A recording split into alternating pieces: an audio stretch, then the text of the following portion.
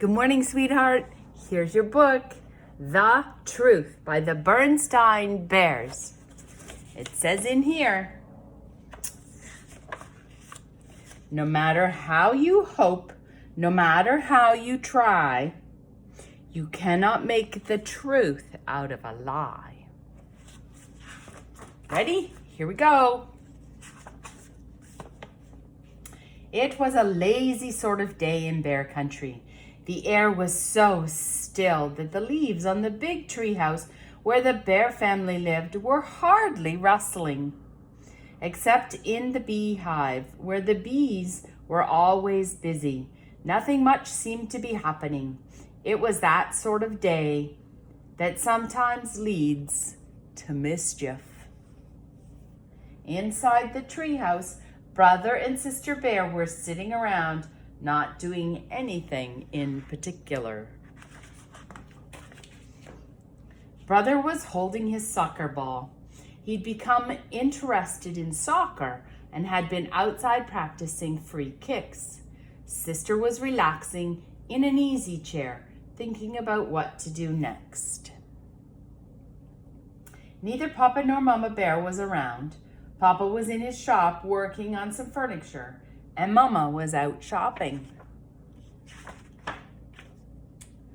I know what, said Sister. Let's go gather some wild blackberries. Brother thought about that. No, he said. Wild blackberries have too many thorns, and besides, the seeds get stuck in your teeth. Well then, said Sister, let's go out and twist each other up on the swing and see who gets the dizziest. Brother thought about that. No, he said, that's silly. And besides, we did that yesterday.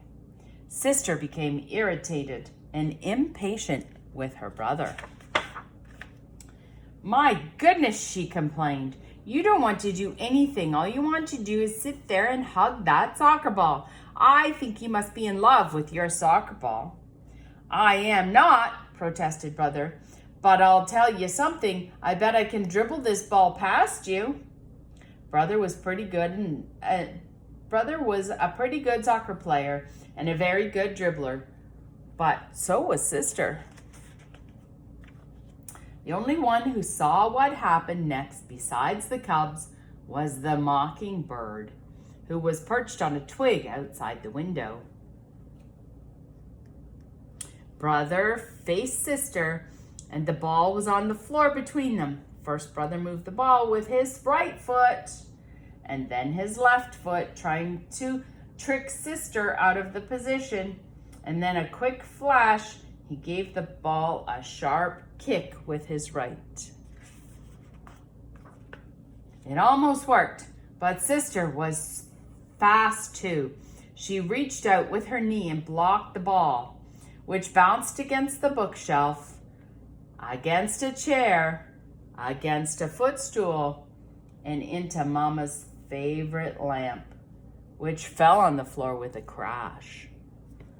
Uh-oh. The mockingbird let out a screech and got out of there as fast as its wings could carry it. And as it flew away, it saw Mama Bear returning from the marketplace. Now, the bear family had some house rules, just as any family has. One was no honey eating in bed. Another was no tracking mud in on the clean floors. And another was no ball playing in the house.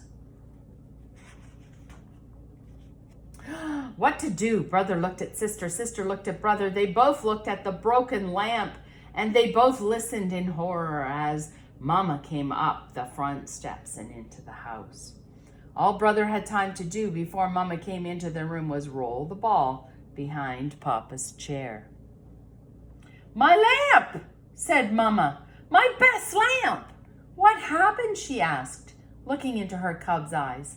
Tell me about it. The cubs looked into Mama's eyes and then at each other, and then they began to tell one of the biggest whoppers that has ever been told in Bear Country. It was a bird, began Brother. Yes, said Sister, a big purple bird. with yellow feet and green wingtips, added brother. And funny-looking red feathers sticking out of its head, said sister, as its finishing touches. As most lies do, the purple bird whopper got bigger and bigger and bigger.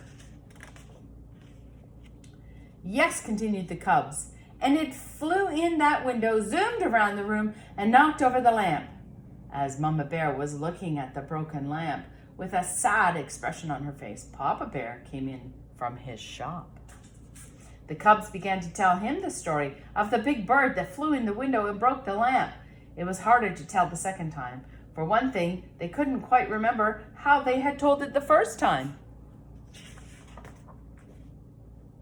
You've got me confused, said Papa.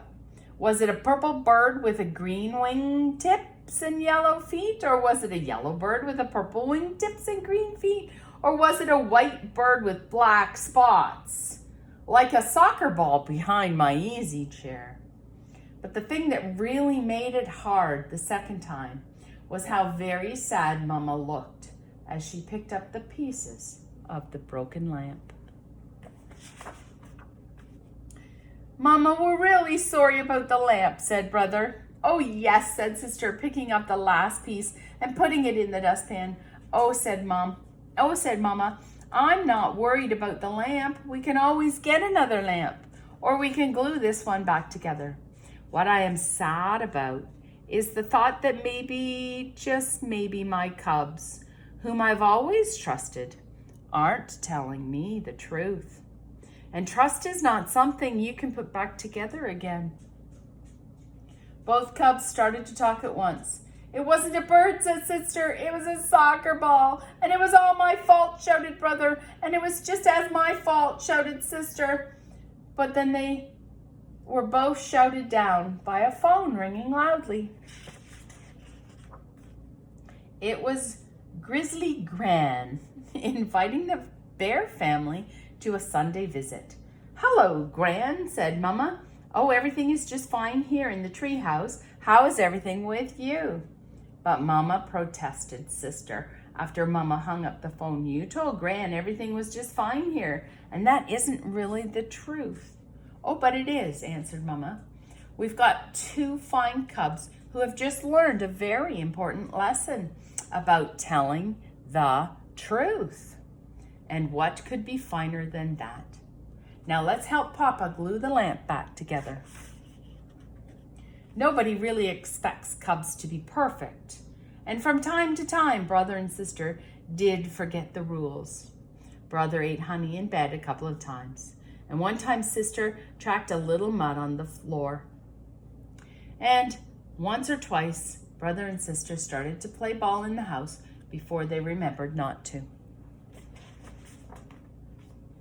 But they never, ever again told a whopper, because trust is one thing you can't put back together once it's broken.